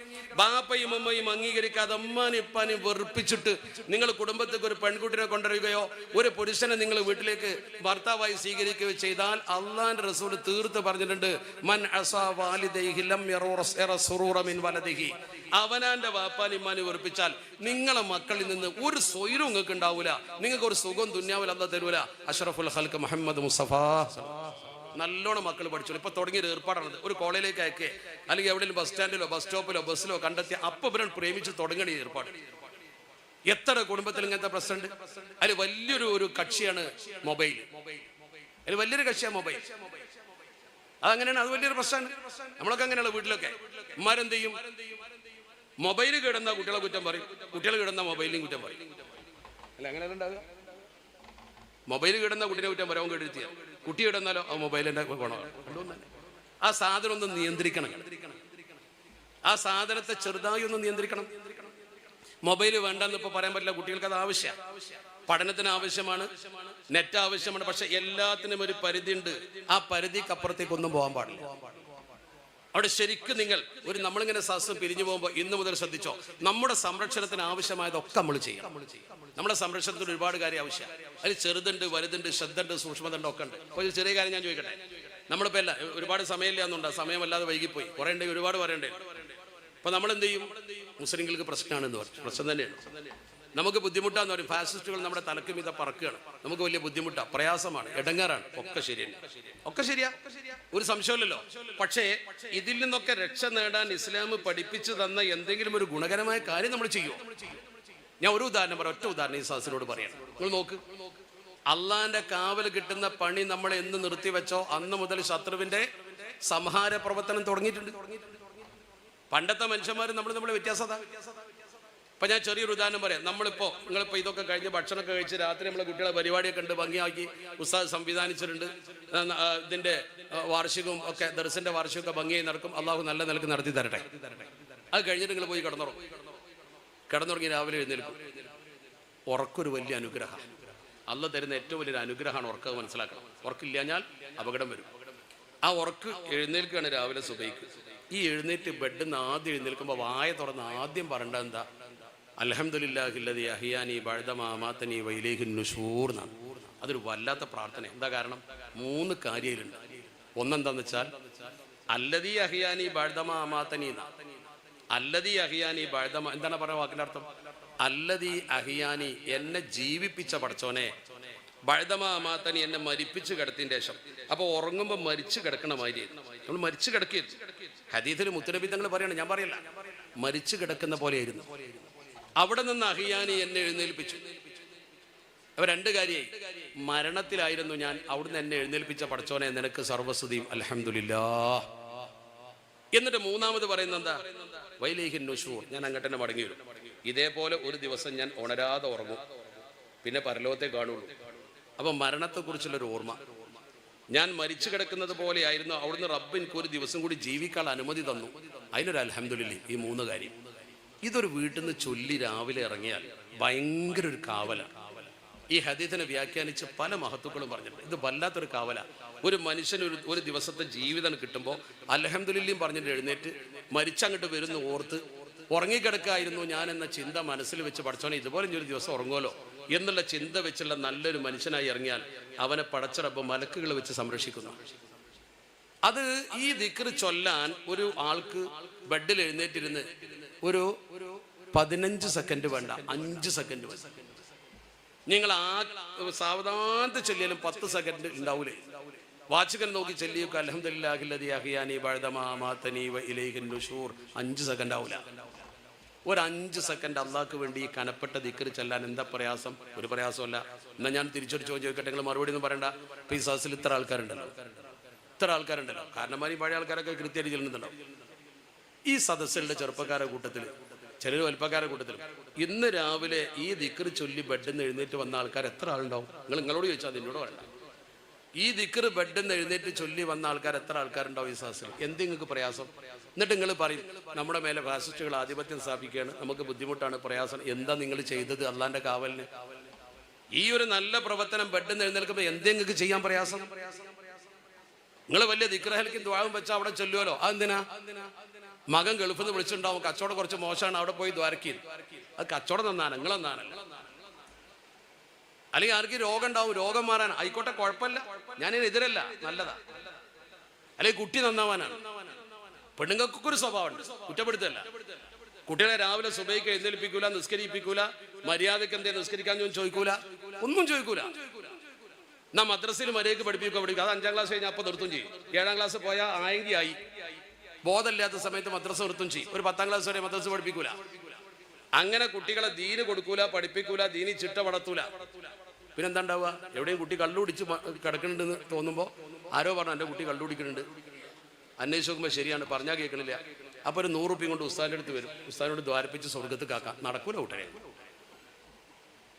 ഉസ്താദ് ദ്വാരന്നാ സ്വർഗത്ത് പോലാന്ന് ഞാൻ പറയണില്ല. നിങ്ങൾ ഉസ്താദിന് കൊടുത്തോളി, നിങ്ങൾക്ക് ഉപകാരം ചെയ്യും, ഉസ്താദിനെങ്കിലും ഉപകാരം ഉണ്ടാവുമല്ലോ. അത് നിർത്തണ്ട. പക്ഷെ മനസ്സിലാക്കേണ്ട ഒരു കാര്യം എന്താ? നിങ്ങൾ ഈ കുട്ടി നിങ്ങളെ കയ്യിലുണ്ടായിരുന്നു, എന്തേ നിങ്ങൾ ആ കുട്ടിയെ തെർബിയത്ത് ചെയ്യാന്ന്? കൂനു റബ്ബാനി എന്ന് പറഞ്ഞിട്ടില്ലേ? ഒരു തെർബിയത്ത് നിങ്ങൾ കുട്ടിക്ക് കൊടുക്കണ്ടേ? ഞാൻ കൊടുക്കണ്ടേ? നമ്മുടെ മക്കളെ ശരിക്കും ദീനിയായി പോറ്റേണ്ട കടമ നമുക്കില്ല. ആ കടമ കൃത്യമായി നിർവഹിക്കാൻ നമ്മൾ ബാധ്യസ്ഥരല്ലേ? ആ ബാധ്യത നിർവഹിച്ച് ഇപ്പൊ സമസ്ത കേരള ജമിയത്തുൽ ഉലമ ഇത്രയൊക്കെ മദ്രസ നടത്തുന്നുണ്ടല്ലോ. വലിയ സംവിധാനമല്ലേ ഇത്? നമ്മുടെ ആലിമകൾ ഉണ്ടാക്കി തന്ന വിശാലമായ മദ്രസകൾ. ആ മദ്രസകളിൽ പോലും ഇത്ര കുട്ടികൾ പഠിച്ചിട്ട് അതിന്റെ ഒരു ഗുണം നമുക്ക് കിട്ടാത്ത എന്തുകൊണ്ടാ? മദ്രസന്റെ കുഴപ്പമല്ല, സമസ്തയുടെ കുഴപ്പമല്ല, പഠിപ്പിക്കുന്ന ഉസ്താദുമാരെ കുഴപ്പമല്ല, പിന്നെ ആരെ കുഴപ്പ? രക്ഷിതാക്കളെ കുഴപ്പമാണ്. ഈ കുട്ടിയെ 7ാം ക്ലാസിന്റെ മുകളിലേക്ക് പഠിപ്പിക്കുന്നില്ല. ഈ മഹലിൽ മദ്രസ ഉണ്ടാവും, നിങ്ങൾ വാ മദ്രസയിലേക്ക് വരും, ഉസ്താദ് ഉണ്ടാവുമല്ലോ ഇവിടെ. ഞാൻ സദർ മുഅല്ലിമിനോട് ചോദിക്കാതെ അന്വേഷിക്കാതെ കാണാതെ പറയാം, നിങ്ങളുടെ മദ്രസയിലും ഏത് മദ്രസയിലും 1ാം ക്ലാസ്സിൽ 50 കുട്ടി ഉണ്ടെങ്കിൽ 5ാം ക്ലാസ്സിൽ 50 കുട്ടി ഉണ്ടാവും. 7ാം ക്ലാസ്സിൽ എത്തുമ്പോൾ ഒരു 10% പോയിട്ടുണ്ടാവും. 5ാം ക്ലാസ്സിൽ 50 കുട്ടിയുള്ള മദ്രസയിൽ 10ാം ക്ലാസ്സിൽ എത്തുമ്പോൾ 10 കുട്ടി ഉണ്ടാവും. ഉറപ്പാണ്. ഇവിടുത്തെ ഉസ്താദുമാർ ആരെങ്കിലും ഉണ്ടെങ്കിൽ തിരിച്ചുണ്ടെങ്കിൽ പറഞ്ഞു, അതിൽ കൂടുതൽ ഉണ്ടാവില്ല. 40 കുട്ടിയും പോയിട്ടുണ്ടാവും. 12ാം ക്ലാസ്സിൽ എത്തുമ്പോൾ ആകെ 5-6 കുട്ടികളുണ്ടാവും. എന്താ ഇതിന്റെ അർത്ഥം? കുട്ടികൾ റഷീദായി ബുലുവാകുന്ന സമയത്ത് മതം പഠിക്കണില്ല. പിന്നെ കുട്ടികൾ നന്നാവാത്തതിന് കുറ്റം പറയേണ്ട വല്ല കാര്യമുണ്ടോ? കുട്ടികൾ നന്നാവാത്തതിന് കുറ്റം പറയണ്ട. ആ കുട്ടികൾക്ക് ചുരുങ്ങിയത് ഒരു 10ാം ക്ലാസ് വരെയെങ്കിലും മദ്രസ പഠിപ്പിക്കണം. അതുകൊണ്ട് സ്കൂളിൽ തോറ്റു പോകുന്നില്ല, ഒരു പേടിയും പേടിക്കണ്ട. A+ കിട്ടാതിരിക്കൂല. സമസ്ത ഇസ്ലാമിക വിദ്യാഭ്യാസ ബോർഡിന്റെ പൊതുപരീക്ഷാ റിസൾട്ട് പരിശോധിച്ചാൽ 10ാം ക്ലാസ് മദ്രസയിൽ ടോപ്പ്+ കിട്ടുന്ന കുട്ടിക്ക് സ്കൂളിൽ 10ാം ക്ലാസ്സിൽ A+ ഉണ്ടാവും. ഉറപ്പാ. പഠിക്കുന്ന കുട്ടിക്ക് രണ്ടും പഠിക്കാൻ കഴിയും. നമ്മൾ അവിടെ ഒരു വിവേചനം കാണിക്കുക. ഭൗതിക വിദ്യ വേണം, മതവിദ്യ വേണ്ട, രണ്ടും വേണം നമ്മൾ.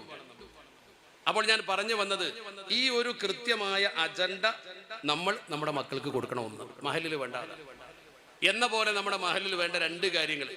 ഒന്ന്, നല്ല ആത്മീയ സദസ്സ്. ഉസ്താദ് പറഞ്ഞു ഇവിടെ മതപഠന ക്ലാസ്സൊക്കെ വരാൻ പോകുന്നുണ്ട്, ഉണ്ടാവും. മജ്ലിസുൻ നൂർ,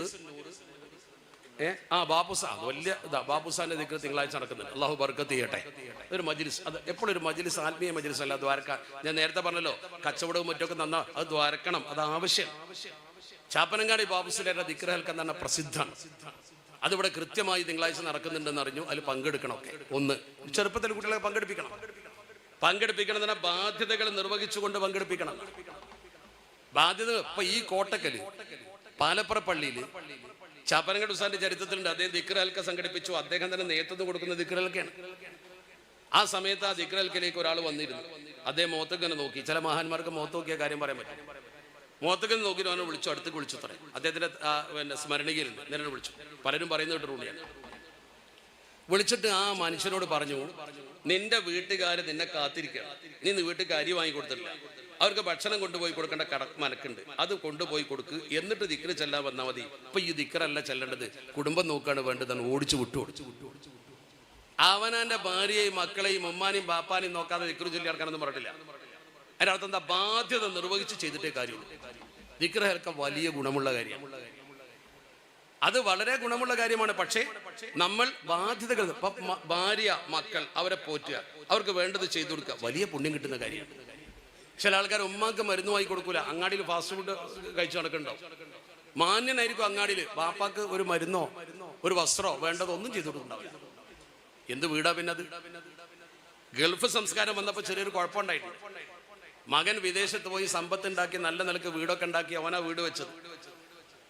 സൗകര്യം നല്ല തന്നെയാണ്, നല്ല കുടുംബമുണ്ട്. എന്നാൽ ആധിപത്യം സ്ഥാപിക്കുന്ന കുടുംബം. എന്താ ആധിപത്യം? അവിടെ അധിപതി ഇവന്റെ ഭാര്യയായിരിക്കും. അവള് പറയുന്നത് കേട്ട് ബാപ്പയും കഴിഞ്ഞോളണം, കാരണം അവനാണ് ഇതിന്റെ ആള്. ആ ഒരു സിസ്റ്റം ശരിയല്ല. എത്ര വലിയവനാണെങ്കിലും ശരി, അവനവന്റെ ബാപ്പ ഉമ്മ അവര് മേലെ തന്നെയാണ്.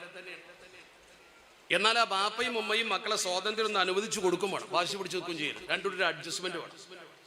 ഉമ്മാനെയും ബാപ്പാനെയും അവഗണിച്ച് എൻ്റെ വീടാണ്, ഞാൻ ഗൾഫിൽ നിന്ന് പണമുണ്ടാക്കിയതാണ്, അവര് വീട്ടിന്റെ കാവക്കാരും ഭാര്യ അവിടുത്തെ അധികാരിയാകാൻ പാടില്ല.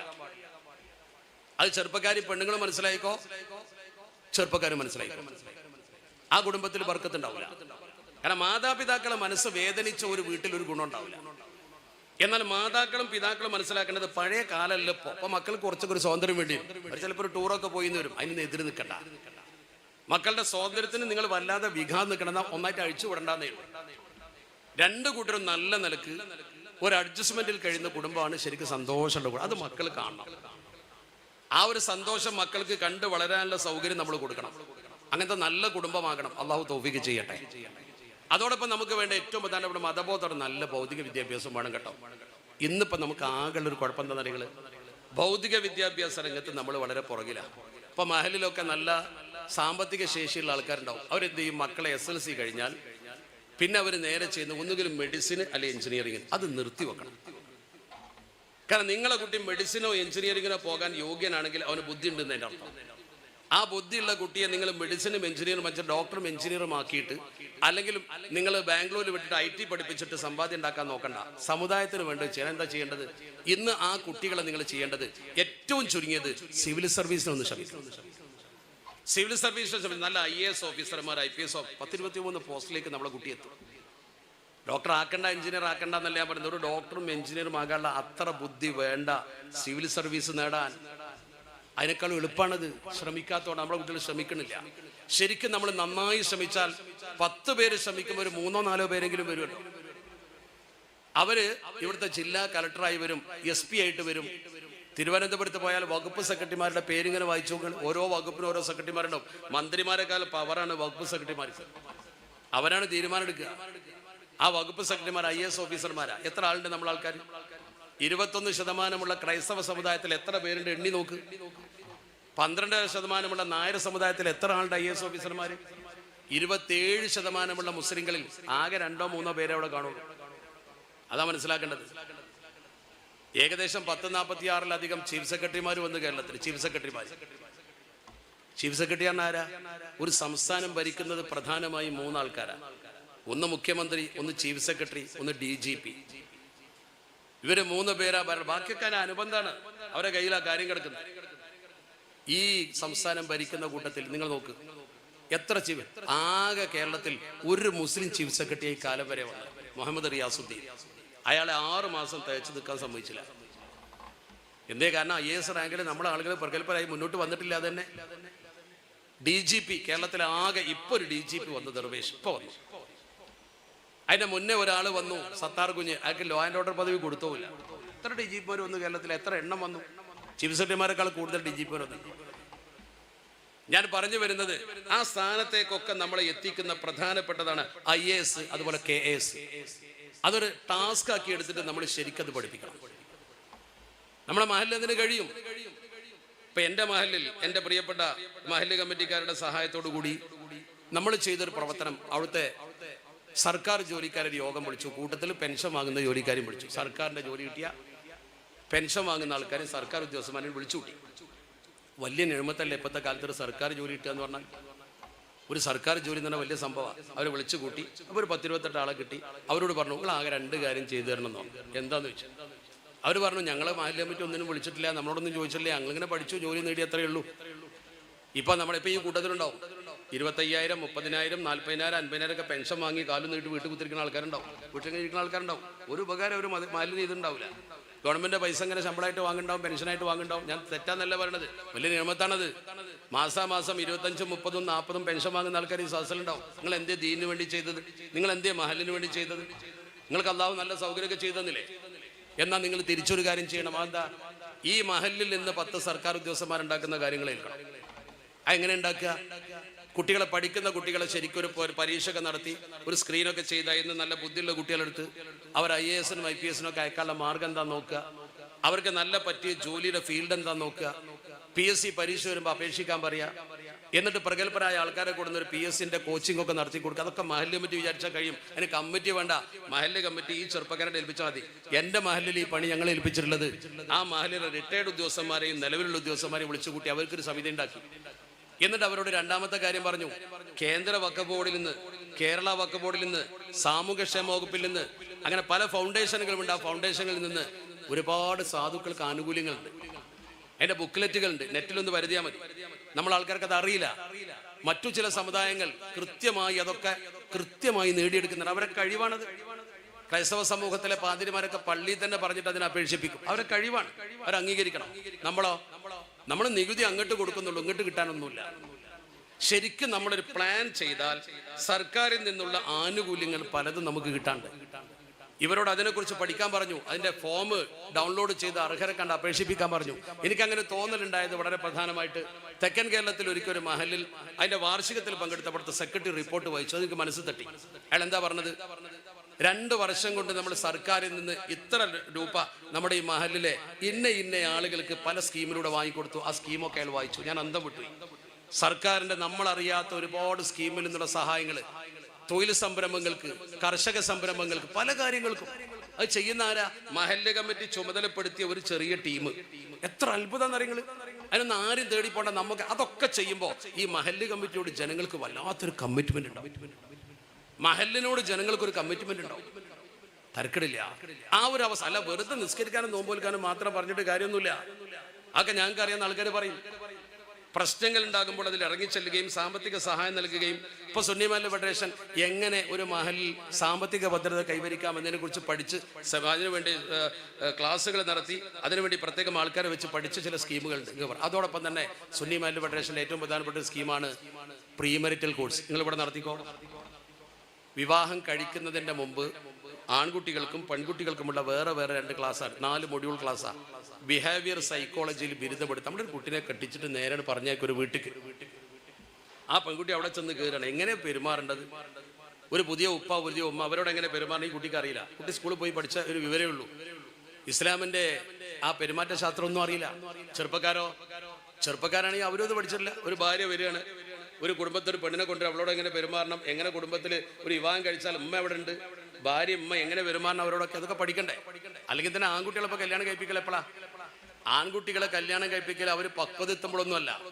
അങ്ങാടിയിൽ വല്ലാതെ കുഴപ്പമുണ്ടാക്കുന്നത് കാണുമ്പോൾ എന്നാ ഒരു പെണ്ണിട്ടിക്ക, എന്നാ നേരെയാവുന്ന പെണ്ണ് കെട്ടിയാൽ നേരെയാവുന്ന, നേരായിട്ട് പെണ്ണിട്ടിക്കലല്ല.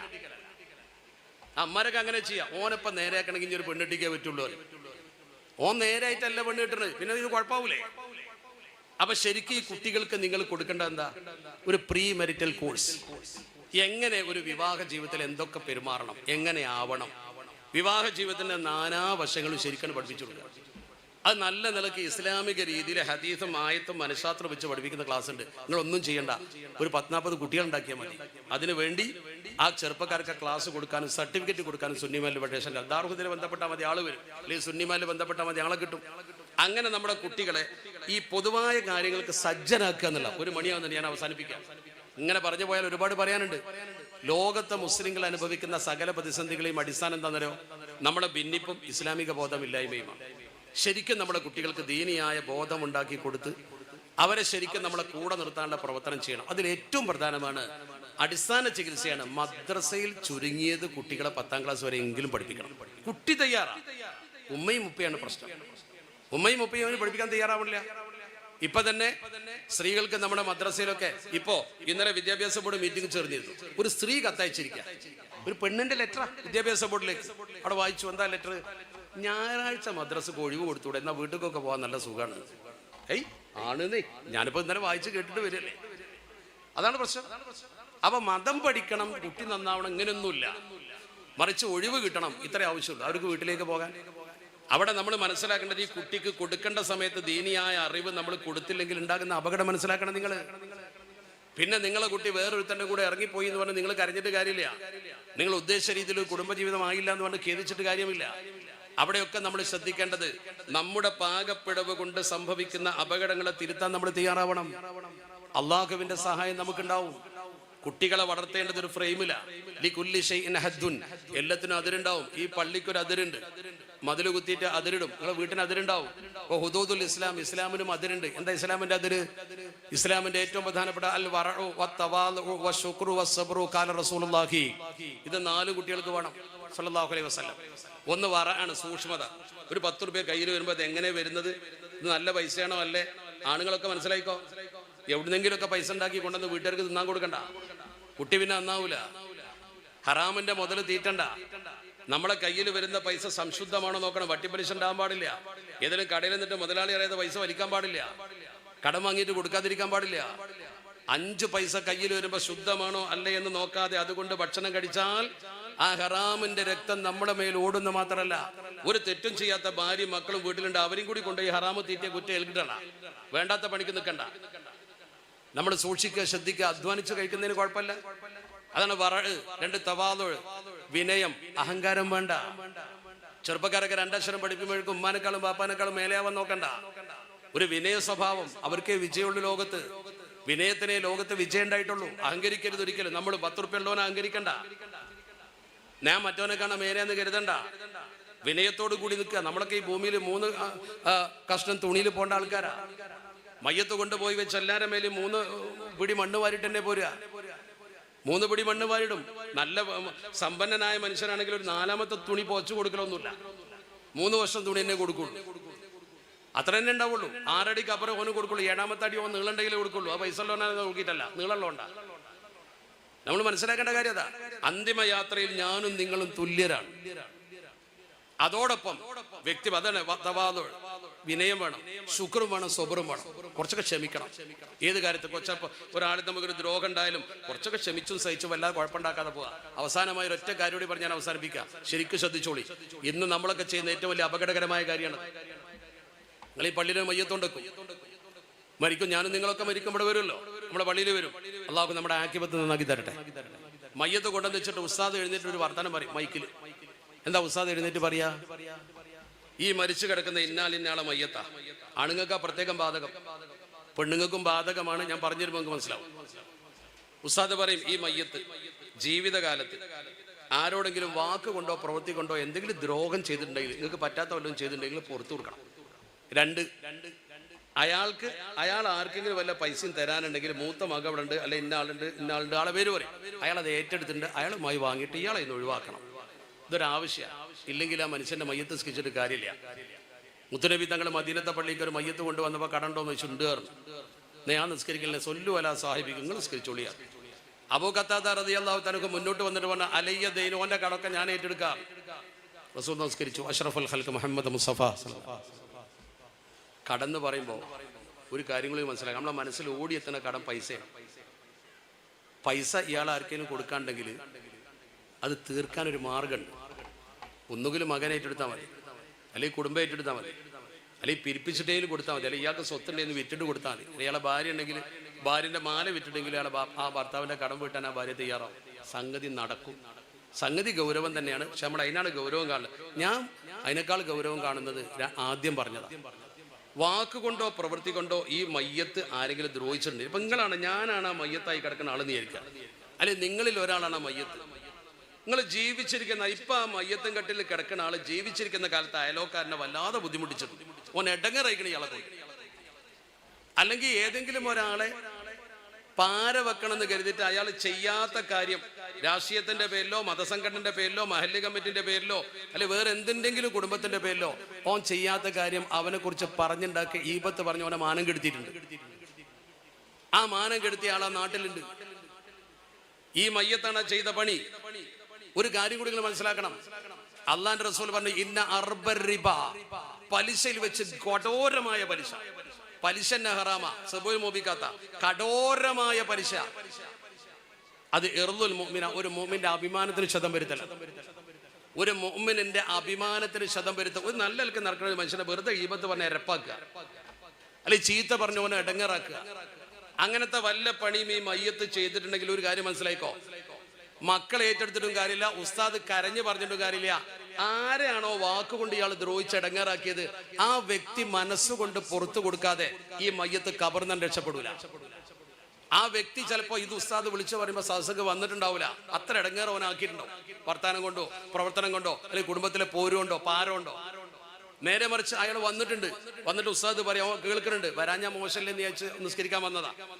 ഉസ്താദ് പറയണം. അപ്പൊ അയാൾ ചിന്തിക്കുന്ന എന്താ, ഇന്നലെ അങ്ങാടിയിൽ ഉണ്ടായിരുന്നല്ലോ, പെട്ടെന്ന് മരിച്ചല്ലേ, ഞാനും ഇവിടെ ഉണ്ടായിരുന്നല്ലോ, ഇത്ര ദിവസം ഒന്ന് എന്നോട് പറഞ്ഞ് പൊരുത്തപ്പെടിച്ചൂടേനോ. അപ്പൊ ഉസ്താദ് വിളിച്ചു പറയാൻ നിൽക്കണം എന്നാണ് അയാൾ മനസ്സ് പറയുന്നതെങ്കിൽ അയാൾ പൊറുക്കാൻ തയ്യാറല്ല. പരമാവധി നമ്മൾ പുറത്തു കൊടുക്കണം. അയാളത് പൊറുക്കാൻ തയ്യാറല്ലെങ്കിൽ ഇയാൾ പരലോകത്ത് കണക്ക് പറയേണ്ടി വരും. ഖബറിൽ രക്ഷപ്പെടില്ല. പണയം വെക്കപ്പെട്ടവരെ പോലെ ആയിരിക്കും അഷ്റഫുൽ ഖൽഖ് മുഹമ്മദ് മുസ്തഫ. അവിടെ പരമാവധി മനുഷ്യന്മാരെ വെറുപ്പിക്കാതെ നിൽക്കുക നല്ലത്. തിരിച്ച് ഈ കല്ല് കുത്തിയ സ്ഥലത്ത് വന്ന് കിടക്കേണ്ട ആൾക്കാരെ പരമാവധി മനുഷ്യന്മാരെ വെറുപ്പിക്കാതിരിക്കുക. ആരോടെങ്കിലൊക്കെ എന്തെങ്കിലുമൊക്കെ ചെയ്തിട്ടുണ്ടെങ്കിൽ ഒന്ന് പൊരുത്തപ്പെടിക്കുക. അത് ഹജ്ജിന് പോകുമ്പോൾ മാത്രം പൊരുത്തപ്പെടിച്ചാൽ പോരാ. ഹജ്ജിന് പോകുമ്പോൾ എല്ലാവരും പൊരുത്തപ്പെടിക്കാൻ വരും. എല്ലാവരും വരും. അതെന്തിനാ? 5 ലക്ഷം ഉറുപ്പ്യാണ്. അത് വെറുതെ പോയാൽ പേടിയാ. നിസ്കരിക്കാൻ പോകുമ്പോൾ ആരും പൊരുത്തപ്പെടിക്കൂല. കാരണം നിസ്കരിക്കാൻ പൈസ ഉണ്ടല്ലോ. കൂട്ടരെ നിസ്കാരം ശരിയാവാനും വേണം ഈ തൗബ. അത് ഹജ്ജിന് മാത്രം പോരാ, നോമ്പ് ശരിയാനും വേണത്. നിങ്ങളെ ഇബാദത്തൊന്നും അല്ലാഹ് സ്വീകരിക്കൂല മനുഷ്യന്മാരെ ഉറപ്പിച്ചാൽ. ഹജ്ജിന് പോകുമ്പോൾ എല്ലാവരും തൗബ എങ്ങനെ ചെയ്യാൻ സാധ്യതയെന്ന് ചോദിക്കും. കാരണം എന്താ, 5-5.5 ലക്ഷം ഉറുപ്പ്യാണ്. തൗബ ചെയ്യാതെ പോകാൻ പറ്റുമോ? നിസ്കാരത്തിന് മറ്റും ചെലവില്ലല്ലോ. ഞാൻ പറഞ്ഞു വരുന്നത് ഒരു സൂക്ഷ്മത പാലിക്കുക ജീവിതത്തിൽ. അള്ളാഹു അതിന് നമുക്ക് തൗഫീഖ് പ്രദാനം ചെയ്യട്ടെ. നല്ല നിലയിൽ ഒരു യഥാർത്ഥ മുഅ്മിനായി ജീവിക്കാൻ, നമ്മുടെ മഹല്ല് കമ്മിറ്റി ചെയ്യുന്ന നല്ല പ്രവർത്തനങ്ങളോടൊക്കെ സഹകരിക്കാൻ നിങ്ങളൊക്കെ തയ്യാറാവുക. അർഹമുറാഹിമായ തമ്പുരാൻ നമ്മൾ ഈ ഒരുമിച്ച് കൂടിയതുപോലെ നാളെ അവൻ്റെ സ്വർഗ്ഗലോകത്ത് നമ്മളെ ഒന്നിപ്പിച്ചു തരട്ടെ. അള്ളാഹുവേ, ഞങ്ങളെ മരണപ്പെട്ടു പോയ മാതാക്കൾ, പിതാക്കൾ, ബന്ധുക്കൾ, മിത്രങ്ങൾ, ഗുരുനാഥന്മാർ, അവരുടെ കൂടെ സ്വർഗത്തിൽ സന്തോഷത്തോടെ കഴിയാനുള്ള തൗഫീഖ് ഞങ്ങൾക്ക് നൽകണേ തമ്പുരാനെ. മാരകമായ രോഗങ്ങൾ, അപകട മരണങ്ങൾ എന്നിവയിൽ നിന്നൊക്കെ ഞങ്ങളെ നീ കാത്തുരക്ഷിക്കണേ തമ്പുരാൻ. നമ്മുടെ മഹല്ല് കമ്മിറ്റിയുടെ അങ്ങനെയാണെങ്കിൽ ഇതോടുകൂടി പിരിയാ.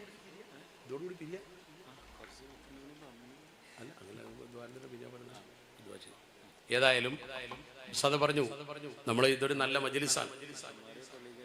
പുരുഷന്മാര് നിസ്കരിക്കാൻ വേണ്ടി പള്ളിയിൽ കയറുക, സ്ത്രീകൾ നേരെ ഭക്ഷണം കഴിക്കാനും തിരിയുക, പൊതി വിതരണം ചെയ്യുക. അപ്പം അങ്ങനെയാണെങ്കിൽ ഈ ഇരുന്ന ഇരിപ്പിൽ നമ്മൾ വലിയ ഏറ്റവും പ്രധാനപ്പെട്ട ഒരു മഹലിൻ്റെ അടിസ്ഥാനപരമായ കാര്യങ്ങളെക്കുറിച്ച് ചർച്ച ചെയ്യാൻ വേണ്ടി കൂടിയതാണ്. ഒരു നല്ല ഹൈറായ അമലാണ്. പടച്ച റബ്ബ് ഇത് നമ്മിൽ നിന്ന് കബൂൽ ചെയ്യട്ടെ. അപ്പോൾ നല്ല മജ്‌ലിസിൽ കൂടി ആൾക്കാർ ദ്വാരന്നാൽ ഉത്തരം കിട്ടുന്ന ഒരുപാട് ആളിതിന് സംഭാവന കൊടുത്തിട്ടുണ്ടാവും. ഒരുപാട് ആളുകൾ ഇതിനു വേണ്ടി കഠിനാധ്വാനം ചെയ്തിട്ടുണ്ടാവും. അവർക്കൊക്കെ വേണ്ടി ദ്വാരക്കൽ നമ്മളെ കടമയാണ്. അതുപോലെ തന്നെ സെക്രട്ടറിയല്ലേ രോഗിയായി കിടക്കുന്നത്. ഈ മഹലിൻ്റെ സെക്രട്ടറി രോഗിയായി കിടക്കുക എന്ന് പറഞ്ഞു. അതുപോലെ അദ്ദേഹത്തിൻ്റെ ആ രോഗം അല്ലാഹു എത്രയും പെട്ടെന്ന് ശിഫയാക്കി കൊടുക്കട്ടെ. അപ്രകാരം തന്നെ വിദേശത്തുള്ള ഒരുപാട് ആളുകൾ ഇതിന് സഹായം ചെയ്തിട്ടുണ്ട് എന്ന് പറഞ്ഞാൽ അവർക്കൊക്കെ വേണ്ടി ദുആ ചെയ്യേണ്ട കടമയുണ്ട്. ഞാൻ ദീർഘിപ്പിച്ചില്ല, കാരണം 1 മണി കഴിഞ്ഞു, മറ്റൊരു പരിപാടിയിലൂടെ പങ്കെടുക്കേണ്ടതുള്ളത് കൊണ്ടാണ്. അതുകൊണ്ട് ആ ഇരുന്ന ഇരിപ്പിൽ നമ്മൾ അള്ളാഹുവിൻ്റെ റസൂലിൻ്റെ പേരിൽ 10 സ്വലാത്ത് ചൊല്ലി അത് തവസ്സുൽ ചെയ്ത് വേഗം ദ്വാരന്നാൽ പിരിയ. അർഹമുറാഹിമായ റബ്ബ് നമ്മുടെ ദുആ കബൂൽ ചെയ്യട്ടെ.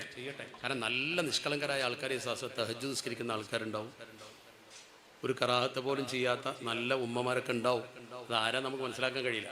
അവരൊക്കെ കൈ ഉയർത്തിയാൽ ഉത്തരം കിട്ടും. പിന്നെ നമുക്കൊരുപാട് പ്രശ്നങ്ങൾ, പലരും പല സ്ഥലത്തും ചെല്ലുമ്പോൾ ദ്വാരക്കണമെന്ന് പറയാറുണ്ട്, വിഷമുള്ള ആൾക്കാർ പറയാറുണ്ട്, കടലുള്ള ആൾക്കാർ പറയാറുണ്ട്, രോഗമുള്ള ആൾക്കാർ പറയാറുണ്ട്. എന്തൊക്കെ സങ്കടങ്ങളും വിഷമങ്ങളും.